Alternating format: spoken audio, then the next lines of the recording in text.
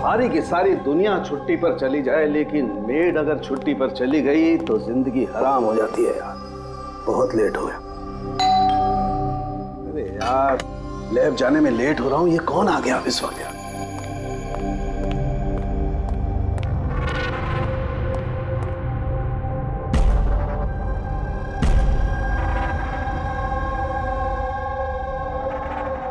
बाहर तो कोई दिखाई नहीं दे रहा।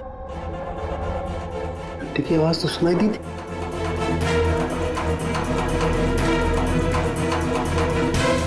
बाहर कोई दिखाई नहीं दे रहा, घंटी सुनाई दी, लेकिन कुछ गड़बड़ है।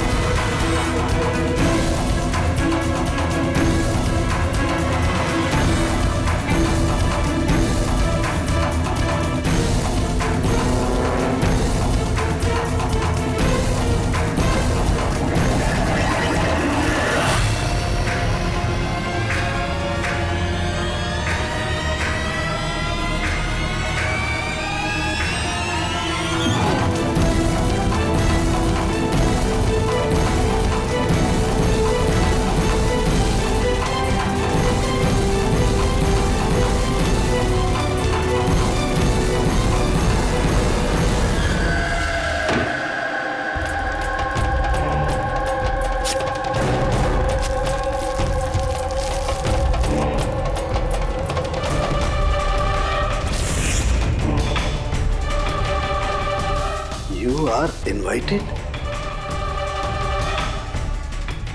to a murder at 10 Wood Villa,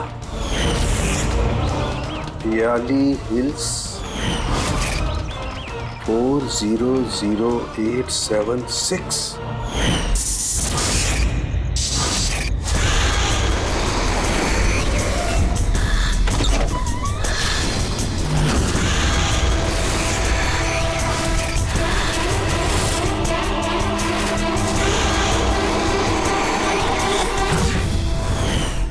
Catch me if you can.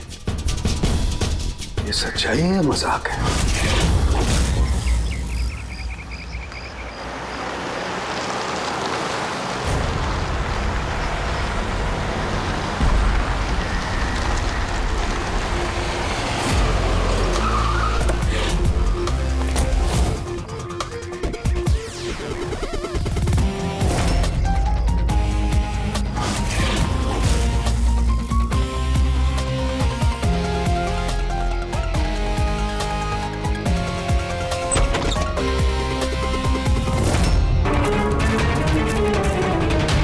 ना तो कोई भी नहीं है, ना कोई गार्ड, ना बंगले का मालिक। पंकज, जरा आसपास पता कर, बंगले का मालिक कौन है? जो भी इंफॉर्मेशन मिलती है लेकर आओ। कितनी बेरहमी से खून किया इसका। पूरे शरीर पर चाकू से वार किए और फिर भी जी नहीं भरा तो उंगलियां काट दी। इतना खून तो जो फैला हुआ है इसके गांव का नहीं हो सकता है। मतलब सर? मतलब ये पूरी कि जितना खून इस पूरे घर में फैला हुआ है, इतना खून तो एक इंसान की बॉडी में होता ही नहीं। कोई आईडी वगैरह नहीं? कौन है ये लड़की? नहीं अभिजीत, कुछ नहीं मिला।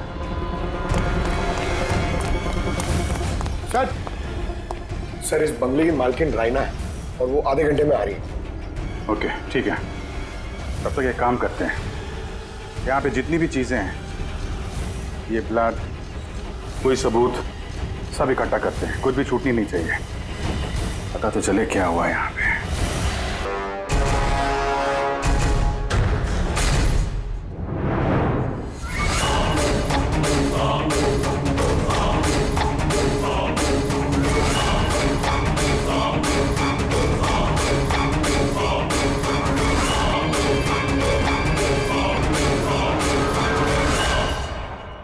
इस पूरे घर में इतनी सारी चीजें पड़ी हैं जो चिल्ला चिल्ला के कह रही है कि हम सबूत हैं, हमें उठा लो।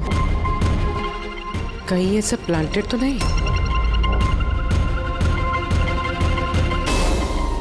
मतलब खूनी हमारे साथ गेम खेल रहा है।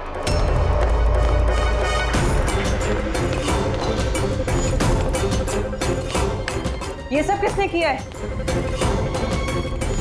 ये सब किसने किया है? What is all this? कमाल है सर, ये तो हम ही से पूछ रहे हैं किसने किया है। इतना गंदा कर दिया है, अब साफ नहीं कर सकते थे ये? वो सर साफ करने के लिए भी हम ही बोल रही है। ये बदबू आ रही है। हे, मेरे बंगले में ये औरत क्या कर रही है? ओए बिरजू, बिरजू कहाँ है? बिरजू, बिरजू। यार लाश देख के लोग या तो बेहोश हो जाते हैं या डर के मारे गिर जाते हैं। इसको तो कुछ हुआ ही नहीं। बिरजू, बिरजू, बिरजू, अब बिरजू, बिरजू। रैना जी, आपने ये घर ऐसे ही लावारिस छोड़ रखा है? एक्सक्यूज मी, घर लावारिस नहीं है, इस घर की मालकिन मैं हूँ। ये मेरा पुश्तैनी बंगला है। आपका बंगला है तो आपने देखभाल करने के लिए किसी को रखा नहीं है क्या यहाँ पे? ऑफ कोर्स है बिरजू, बट पता नहीं वो कहाँ है। बिरजू! इस औरत की लाश पड़ी है आपके बंगले में, आप उसको भी नहीं जानती? मैं कुछ नहीं जानती, और अब प्लीज यहाँ से निकल जाइए और जाते जाते सब कुछ साफ करते हुए जाइए। बिरजू! सर ये औरत थोड़ी अजीब है और टेढ़ी भी।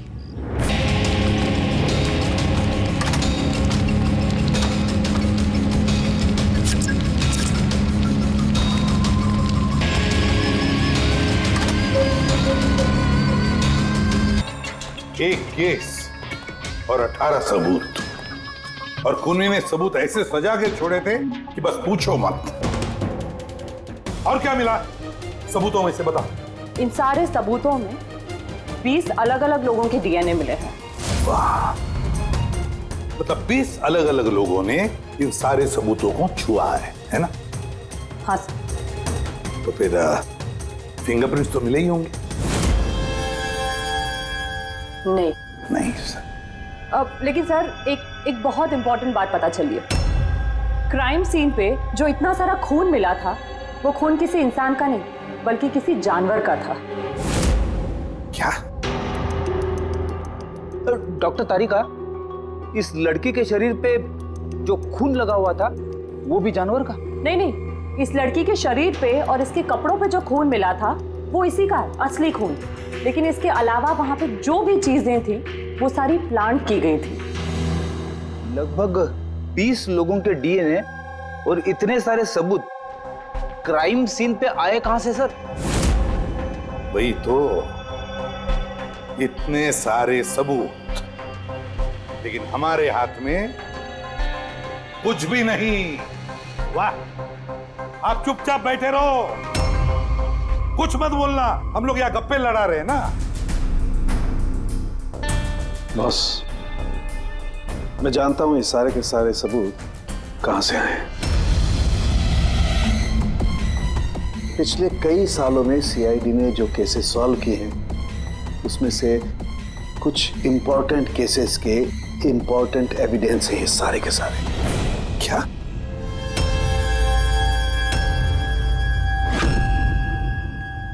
जब मैंने रायना और उसके परिवार का बैकग्राउंड चेक किया, उसके परिवार में 2-3 लोग खून के इल्जाम में जेल की सजा काट रहे हैं। और ये रायना, इसे बाइपोलर डिसऑर्डर है। तभी वो वैसे बर्ताव कर रही थी। और वो जो केयर टेकर था बिरजू, उसका कुछ पता चला? सर उसकी फोन की लास्ट लोकेशन उस बंगले के बाहर ही एक्टिव थी, उसके बाद से ऑफ है। ढूंढने की कोशिश जारी है। कमाल है, उस बंगले में इतना कुछ हुआ और बंगले की मालकिन को कुछ पता ही नहीं। केयर टेकर गायब है। यार ये कहीं बीमारी की आड़ में कोई गेम तो नहीं खेल रहे? हो सकता है, नजर रखनी पड़ेगी उस पर। पंकज, वो जो लड़की की लाश मिली थी उसका कुछ पता चला? सर सारे पुलिस स्टेशन, न्यूज़पेपर और न्यूज़ चैनल में भेज दिया, थोड़ी देर में पता लग जाएगा सर। सारुण के हमारे पुराने केसेस के सारे सबूत वहां पर कैसे पहुंचे? चुपचाप बैठ के नहीं चलेगा सारुण, मुझे जवाब चाहिए अभी। तू फॉरेंसिक सर्जन है, इस फॉरेंसिक डिपार्टमेंट का इंचार्ज है, अपनी जिम्मेदारी से भाग नहीं सकते तो बस बताओ जल्दी। अपनी जिम्मेदारी से नहीं भाग रहा हूं। और नहीं तो क्या? बताओ ना फिर, हमारे पुराने एविडेंस, हमारा रिकॉर्ड में से गायब कैसे हुआ? बस एक काम करते हैं, रिकॉर्ड रूम में चल के वहां पूछताछ करते हैं, पता चल जाएगा बस वहां पर क्या गड़बड़ हुई है। प्लीज। इतने सारे सबूत गायब कैसे हो गए? मालूम है ना ये सबूत कितने इंपॉर्टेंट होते हैं? तो फिर आपके होते हुए ये चूक हुई कैसे? कैसे गायब हो गए सबूत? सर, हमारे होते हुए चोरी नहीं होती सर। तो फिर चोरी कब हुई? सर, ये चोरी रात को ही होगी क्योंकि हम लोग रात को नहीं रहते ना। इसीलिए चोरी हो गई? और आपका क्या कहना है? सर, मैंने डॉक्टर साहब को कितनी बार बोला कि लॉक वगैरह ठीक करवा लीजिए, दरवाजे खिड़कियां ठीक करा लीजिए, सीसीटीवी कैमरा लगवा लीजिए, लेकिन डॉक्टर साहब हमारी सुनते ही नहीं है। और तो और क्या? और क्या? सर, वो पता नहीं किसी को भी लेके आ जाते हैं सर, बोलते हैं कि पुराने एविडेंस देखने हैं। और क्या? सर, वो पता नहीं किसी को भी लेके आ जाते हैं सर, बोलते हैं कि पुराने एविडेंस देखने हैं। किसे लेकर आए थे ये? पिछले 3 महीने पहले किसी को लेकर आ गए, बोले कि क्राइम जर्नलिस्ट हैं, इनको पुराने एविडेंस देखने हैं। बॉस वो एक जर्नलिस्ट था, फॉरेंसिक पर एक आर्टिकल लिखना चाहता था, मुझसे रिक्वेस्ट की, मैंने उसे परमिशन दे दी बस। देख सालुंखे, तो अच्छी तरह से जानता कि यहाँ किसी भी बाहर के आदमी को अंदर आना मना है, और तू जर्नलिस्ट को यहाँ लेकर आया। सर, पिछले महीने भी सर कॉलेज के स्टूडेंट को लेकर आए थे, उन्हें भी पुराने एविडेंस दिखा रहे थे, तो हो सकता है कि उनमें से किसी ने चोरी की हो। नहीं बॉस, ऐसा नहीं हो सकता। वो तो फॉरेंसिक के स्टूडेंट थे, बेचारे मुझसे परमिशन मांग रहे थे। सर, हम स्टडी करना चाहते हैं, कुछ प्रैक्टिकल देखना चाहते हैं, कुछ सीखना चाहते हैं, सर प्लीज परमिशन दे दीजिए। मैंने उन्हें परमिशन दे दी बस। बॉस, मैं एक रेस्पॉन्सिबल इंसान हूँ बॉस, आफ्टर ऑल ये मेरा अधिकार भी तो है यार। देख सालुंखे, सीआईडी को लुटवाने का तुझे कोई अधिकार नहीं है, समझे? और तो और यहाँ कोई कॉलेज खोल के नहीं रखा है फॉरेंसिक सिखाने के लिए। तुम स्टूडेंट्स को यहाँ ला कैसे सकते हो? किसके परमिशन से लाया तुमने? देख सालुंखे, अच्छी तरह से याद रख, इस रिकॉर्ड रूम में कोई भी नहीं आ सकता। ना मैं ला सकता हूँ, ना तुम ला सकते हो, ना ये ला सकता। फिर वो चाहे अपने परिवार वाला हो, कोई दोस्त हो। अरे यार, हाँ अभिजीत।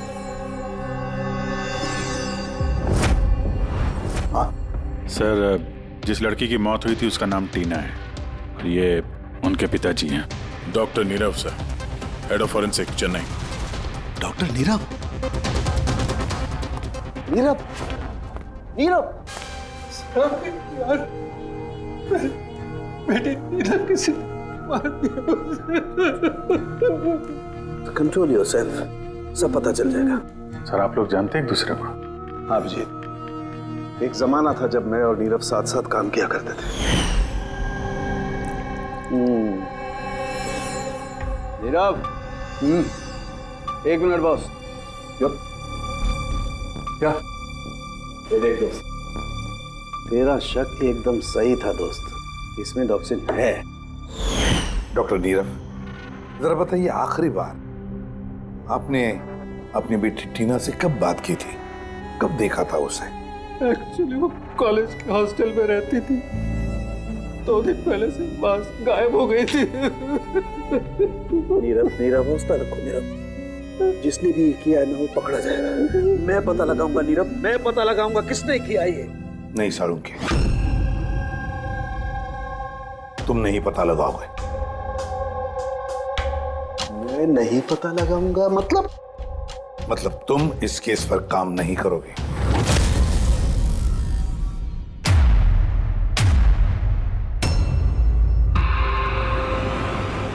क्यों? क्योंकि तुम्हारी लापरवाही की वजह से फॉरेंसिक रिकॉर्ड रूम में से सबूत गायब हो गए। You are suspended Salunkhe till further notice.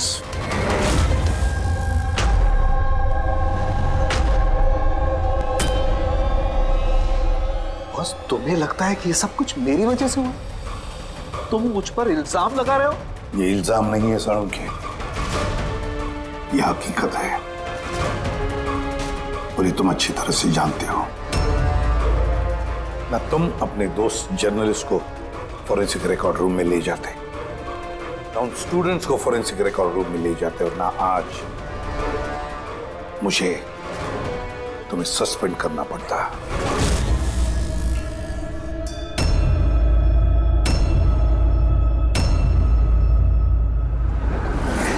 यार, नीरव को मेरी जरूरत है, इस केस को मेरी जरूरत है यार, प्लीज। नहीं सर, उनके सर आपने मुझे बुलाया?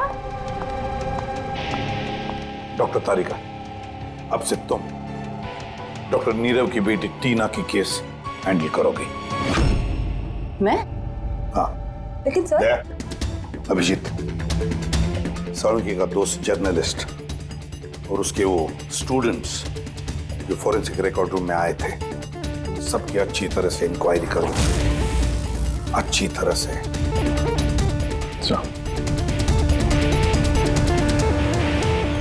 डॉक्टर साहब, साहब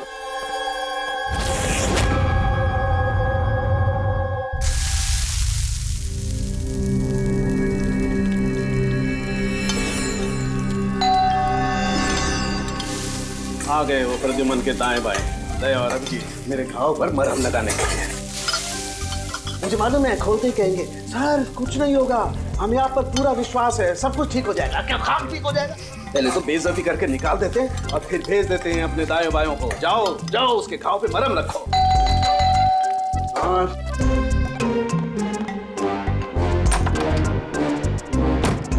हाय। मॉर्निंग।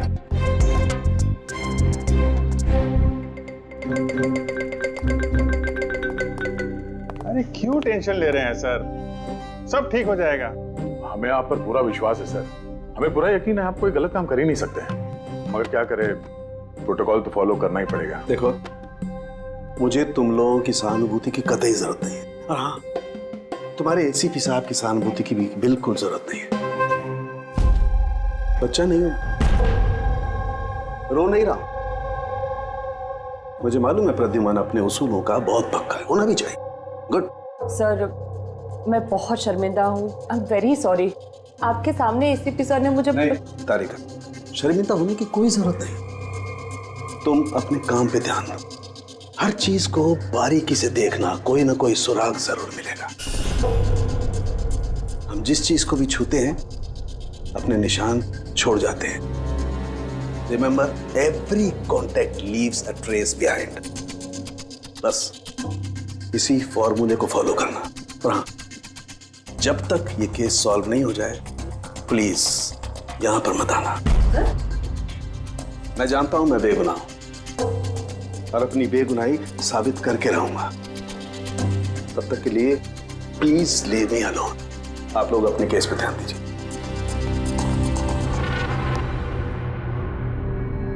बात करें मामला। वैसे सर खाने में क्या बना है, भूख बहुत लग रही है।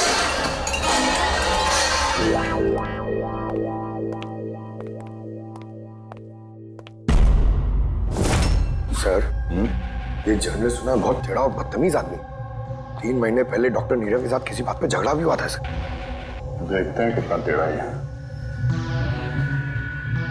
सर आपको अंदर बुलाया। Thank you.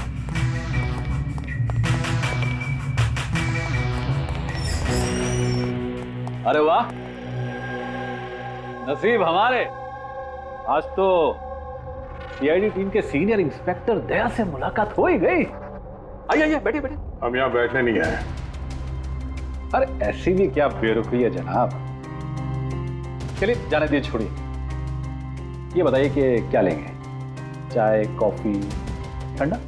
ठंडा ठंडा वंडा नहीं पीते हम लोग। वैसे दया साहब, मैं काफी टाइम से सीआईडी टीम पर एक डॉक्यू ड्रामा सीरीज बनाने की फिराक में हूं, लेकिन अपने एसीपी साहब मिल ही नहीं रहे। तुम तो जानते ही होंगे, सीआईडी अरे गहरे को एंटरटेन नहीं करती। आप सीधे मुद्दे की बात करें।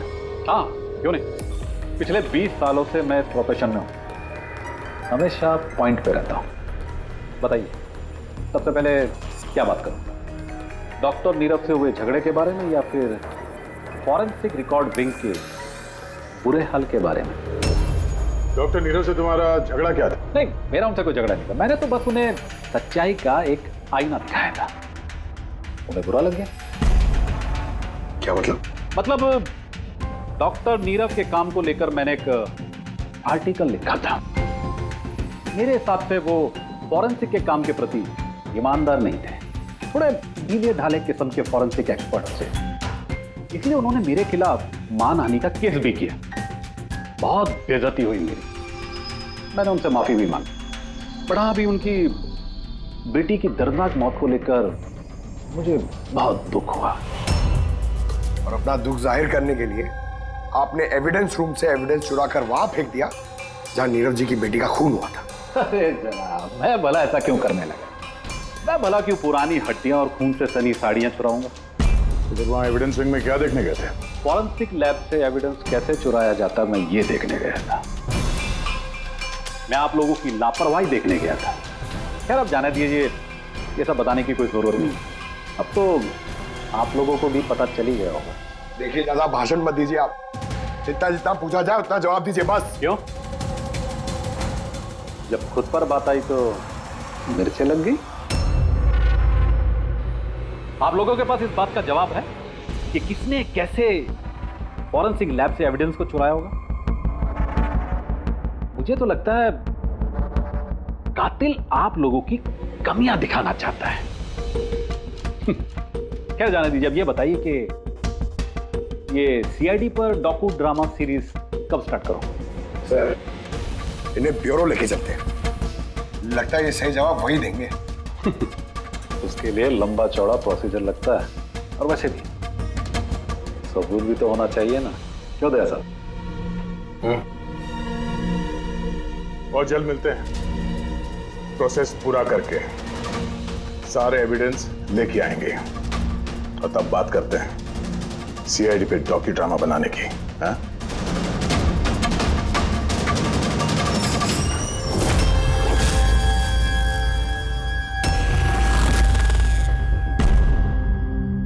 डॉक्टर नारायणी?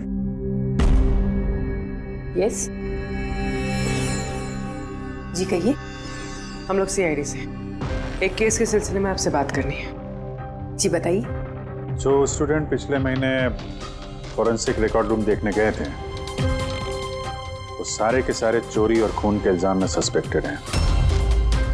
व्हाट? ऑफिसर, आपकी जरूर कोई गलतफहमी हो रही है। हमारे स्टूडेंट ऐसा कभी नहीं कर सकते हैं। हम भी यही उम्मीद करते हैं कि उन्होंने नहीं किया होगा, मगर खून तो हुआ है और इल्जाम उन्हीं पे है। देखो, हमारे बच्चे सिर्फ एजुकेशनल टूर के लिए वहां पर गए थे और आप लोग उन पे शक कर रहे हैं।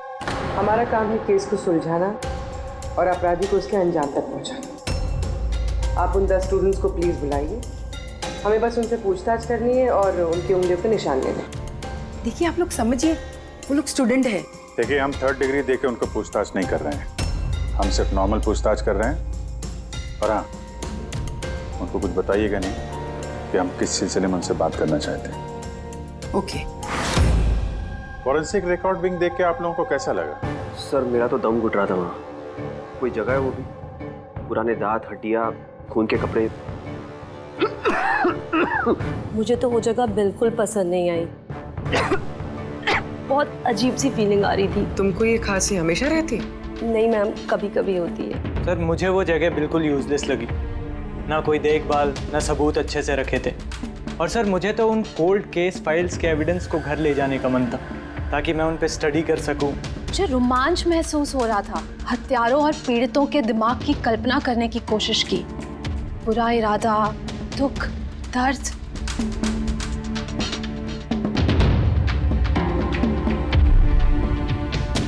सर, यहाँ तो 9 ही लोग हैं, एक नहीं है। हाँ, वो एक स्टूडेंट आज एब्सेंट है, उसकी तबीयत ठीक नहीं है। कौन है? क्या नाम है?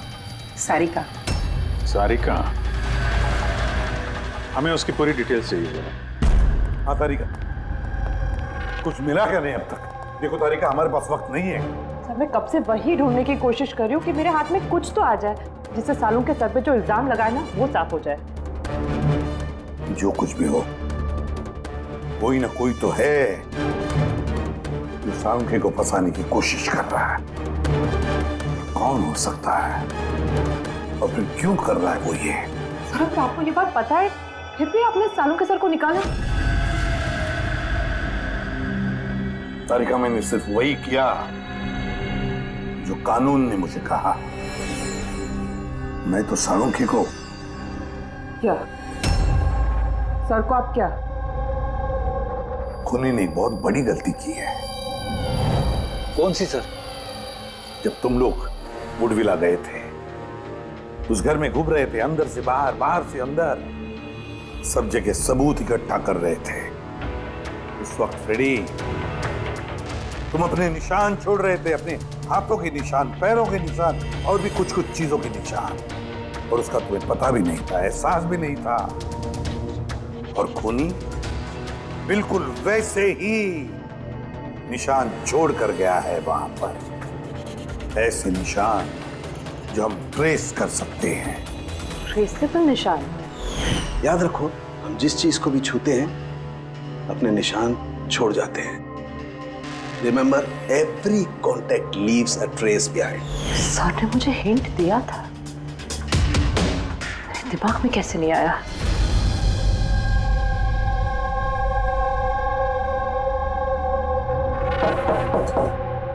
जी कहिए। सारिका कहाँ है? आप लोग? सीआईडी। आप कौन है? सब, मेरा नाम रूपाली है। और सारिका? सब, वो तो यहाँ नहीं है, कल ही चली गई। कहाँ चली गई? मैम वो अपने घर चली गई। कल वो आई और जल्दी जल्दी उसने अपने सारे बैग्स पैक किए और बहुत जल्दी में थी, इसलिए उसने अपना फोन भी यहीं छोड़ दिया। कोई वजह बताई उसने इतनी जल्दी में घर चली गई? जी सर, वो बता रही थी कि उसके घर का कोई सदस्य बीमार है। क्या? सर, फोरेंसिक सेंटर से पता चला है कि सारिका बीमार है और ये बता रही है कि उसके घर का कोई बीमार है। कुछ चक्कर तो है सर। अच्छा रूपाली, ये सारिका का घर कहाँ है? सर कानपुर। कानपुर। और आप लोग साथ में रहते थे? जी सर, हम दोनों रूममेट्स हैं। अच्छा, आप लोग कब से साथ में रह रहे हैं? यही कोई 8-9 महीने। 8-9 महीने से तो एक दूसरे के बारे में काफी कुछ पता चल जाता है। क्या कैसी लड़की थी सारिका, कुछ बता सकती हैं आप? सर वो तो बहुत अच्छी लड़की है। इनफैक्ट वो अपने काम से काम रखती है, फोरेंसिक इंस्टीट्यूट जाना, वहाँ से वापस आना, यही उसका डेली रूटीन है। Forensic centre? तो वहाँ की कुछ बातें बताती थी वो आपसे? हाँ, फोरेंसिक इंस्टीट्यूट से रिलेटेड कुछ बातें बताती रहती है। जैसे अभी कुछ दिनों पहले वो मुझे बता रही थी कि तुम्हें पता है रूपाली, सबूतों को प्लेस करके ना किसी को भी फंसाया जा सकता है। रियली? लेकिन ऐसा कैसे हो सकता है? अरे बुद्धू, कुछ भी हो सकता है। मैं कर सकती हूँ ना, किसी भी केस को पलटा जा सकता है, सिर्फ और सिर्फ सबूतों के दम पर। अब देख मैं कैसे सबका दिमाग घुमाती हूँ। सर, टीना और डॉक्टर सालुंखे के केस में भी तो यही हुआ है। और अब ये सारिका फरार है, इसको ढूंढना होगा जल्दी से जल्दी।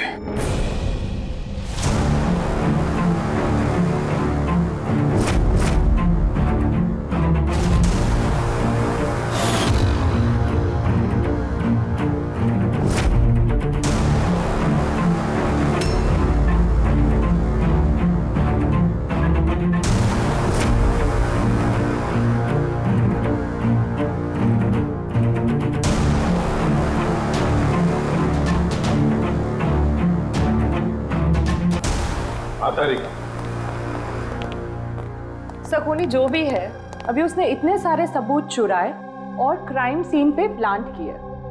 ये करते वक्त उसने जरूर इन चीजों को छुआ है।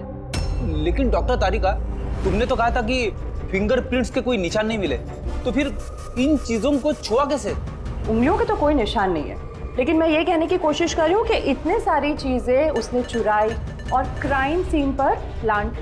अब इतनी मेहनत करने के बाद उसे जरूर थोड़ा तो पसीना आया होगा। मतलब sweat analysis? Exactly, sweat analysis किया मैंने, स्वेट एनालिसिस। और इस प्रोसीजर से मुझे एक डीएनए भी मिला। ये देखिए, इस डीएनए से मुझे ये पता चला कि इस इंसान को एक खास किस्म की बीमारी है, सिस्टिक फाइब्रोसिस। ये किस तरह की बीमारी है? ये एक जेनेटिक बीमारी है पूर्वी। इस बीमारी से इंसान के बॉडी ऑर्गन्स जैसे किडनी, लंग्स, पैनक्रियाज, इंटेस्टाइन ये सब डैमेज होने लगते हैं। तो डॉक्टर तारिका, इस बीमारी की तो पहचान भी होगी ना, कोई सिम्टम्स तो होंगे? सिम्टम्स है। अगर ये बीमारी ज़्यादा टाइम तक रहे तो वो इंसान की उसकी ग्रोथ पुअर हो जाती है, फैटी स्टूल्स होने लगते हैं, सांस लेने में तकलीफ होती है, बहुत खांसी आती है, इनफैक्ट साइनस इन्फेक्शंस होने लगता है। सांस लेने में तकलीफ और खांसी। तो ऐसे मरीजों को तो हॉस्पिटल के काफी चक्कर लगाने पड़ते होंगे। कांस्टेंट मॉनिटरिंग की जरूरत पड़ती है। बस सुविधा मुझे शहर में जितने भी हॉस्पिटल्स हैं सब में जाकर के पता लगाओ सिस्टिक फाइब्रोसिस के मरीज कितने हैं और क्या उनमें से कोई एक ऐसा पेशेंट है जिसका हमारे इस केस से संबंध है।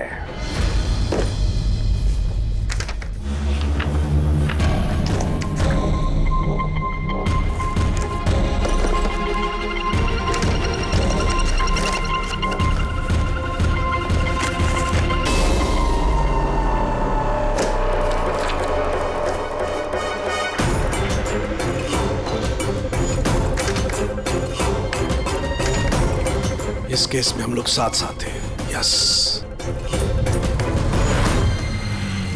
डॉक्टर नीरव की बेटी को मार दिया गया, मुझे सस्पेंड कर दिया गया, तो बचा ललित। अगर ये सब कुछ इस केस की वजह से हो रहा है तो ललित के साथ भी कुछ ना कुछ तो हुआ होगा या कुछ ना कुछ होगा। ललित को ढूंढना पड़ेगा। लेकिन इतने सालों से ललित से कोई कांटेक्ट नहीं है, कैसे ढूंढूं उसे? ट्राई करता हूं।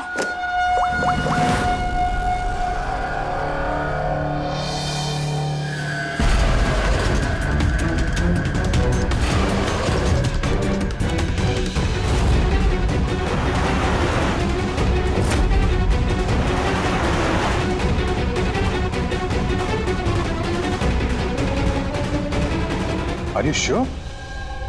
ये वही है? जी हाँ, ये वही है और इसको हॉस्पिटल में 2-3 बार आना ही पड़ता है। My God. Thank you very much. Thank you.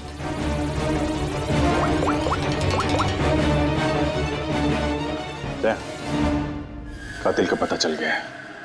क्या? डॉक्टर ललित मर गए 5 साल पहले? हाँ सर, आप उनकी बेटी से मिल सकते हैं। कहाँ है उनकी बेटी? मेरी बात हो सकती? वो तो मुंबई में है सर, सारिका नाम है उसका। सारिका?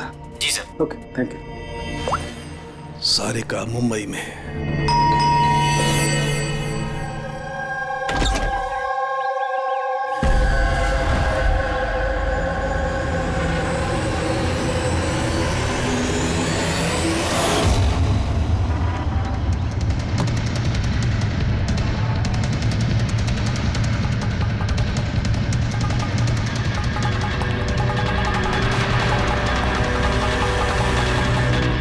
सच के बहुत करीब हो तुम।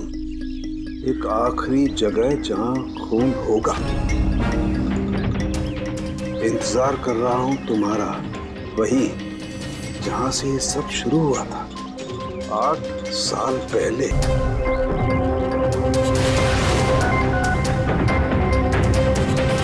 8 साल पहले।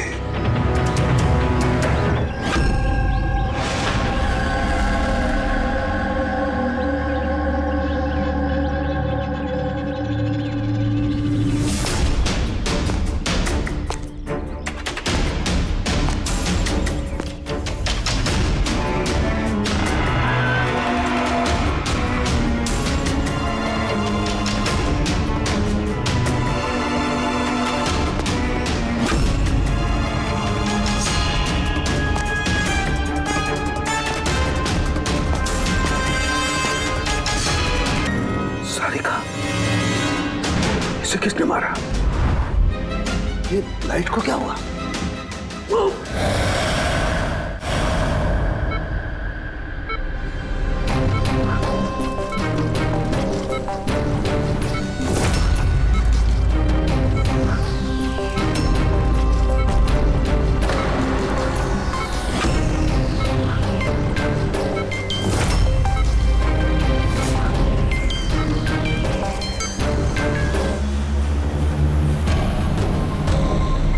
तो सालुंके सर का फोन तो लगातार बज रहा है, लेकिन वो उठा नहीं रहे। कहीं किसी मुसीबत में तो नहीं? साड़ू के साहब के फोन की लोकेशन ट्रैक करो, देखो कहाँ पे है और उस खूनी का भी।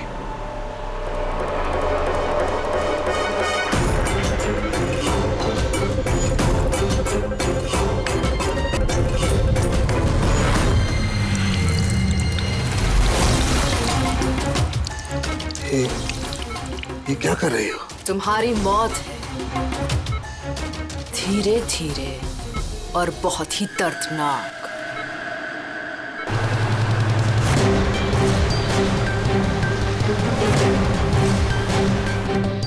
तुम्हारे खून की एक एक बूंद का कतरा जब तुम्हारे शरीर से धीरे धीरे करके निकलेगा ना, तब बहुत मजा आएगा तुम्हें, है ना?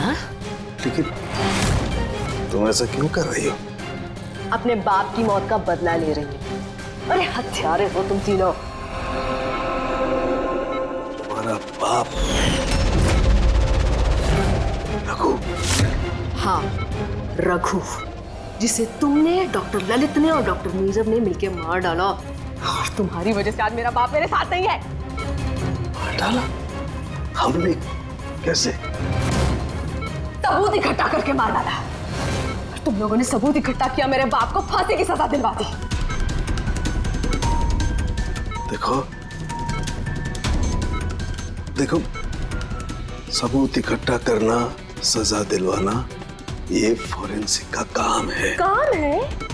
बेशक, बेशक ये तुम लोगों का काम है, लेकिन तुमने मेरे बारे में तो नहीं सोचा ना, उस बेटी के बारे में जिससे उसका बाप छिन गया।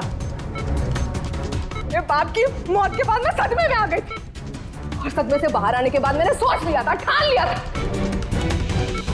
कि मैं तुम तीनों को तुम्हारे किए की सजा देकर रहूंगी। तो इसीलिए तुमने टीना को मार डाला? हाँ, मार डाला मैंने उसको, क्योंकि मुझे मालूम था कि डॉक्टर ललित 5 साल पहले ही मर गए हैं। और जहां तक रहा तुम्हारा और डॉक्टर नीरव का सवाल, तो मुझे मालूम था कि डॉक्टर नीरव अपनी बेटी टीना से बहुत ज्यादा प्यार करते हैं। टीना के मरने के बाद वो तो अपने आप ही मर जाएंगे। और तुम, जहां तक रहा तुम्हारा सवाल, तुम अपने फोरेंसिक से बहुत प्यार करते हो। जब वहां से तुम्हें धक्के मार के बेइज्जत करके बाहर निकाल दिया जाएगा, तब तो तुम अपने आप ही मर जाओगे। लेकिन सारिका ने क्या बिगाड़ा था?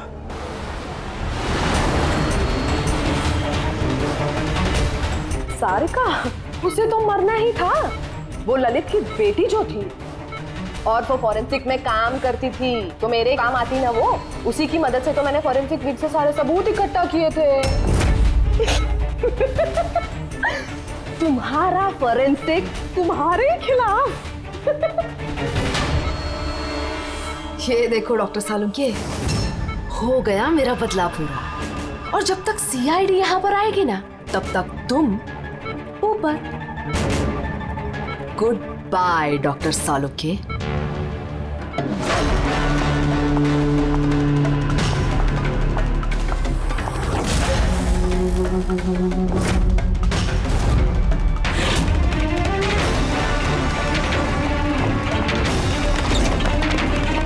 रूपाली, खेल खत्म तुम्हारा। मेरा खेल खत्म और सालुंके का भी। बचा सकते हो ना तुम लोग, तो बचा लो। खून का कर्ज हो गया अब तो बॉस तुम्हारा मुझ पर। मेरा कर्ज नहीं हुआ है खून का तुम्हारे ऊपर। ये तो वो कर्जा है जिन लोगों को तूने फांसी पर लटकाने में मदद की ना हमारी, वो कर्जा है, अब चुका दे। अच्छा सुन, बहुत आराम हो गया, सीधे काम पर चला दे। अच्छा जल्दी से ठीक हो जाइए। तारिका अकेली मुर्दों से बातें कर रही है। ओहो तारिका, अभिजीत को तुम्हारी बड़ी फिक्र है भाई। देखो भाई, अब एक हफ्ते तो मैं यहाँ से हिलने वाला नहीं हूँ बॉस। एक काम करो ना, तब तक तारिका से काम चला लो। अच्छा ये आराम करिए आप। Silence please. हाँ साइलेंट, चुप।